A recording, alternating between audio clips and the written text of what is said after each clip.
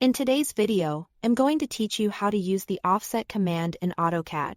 Offset is one of those simple yet powerful tools you will use all the time for creating parallel copies of lines, concentric circles, or evenly spaced geometry.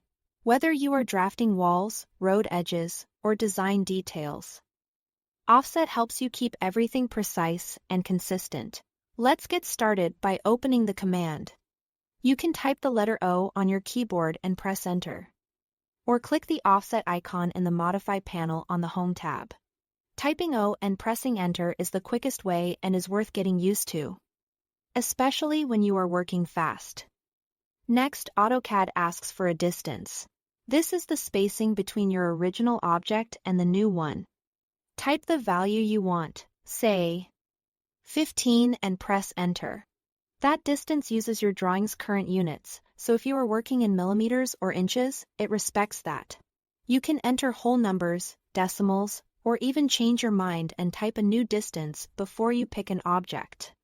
Remember, the distance you enter stays active for this command run. So every offset you create now will use that same spacing until you finish or set a new value. Now select the object you want to offset. Click a line, circle, or polyline.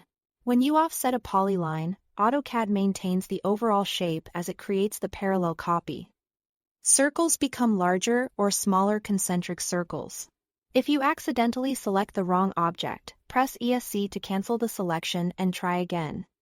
Finally, choose the side where you want the new object to appear. Move your cursor to the side of the line or to the inside or outside of a circle and click. AutoCAD places the offset on the side you indicate, using the exact distance you specified. If the result isn't what you expected, you can immediately try the other side or press ESC to exit and run the command again with a different distance. A quick tip: while the offset command is still active, you can continue selecting additional objects and clicking sides to create multiple offsets using the same distance. This speeds up repetitive work and helps maintain uniform spacing across your design.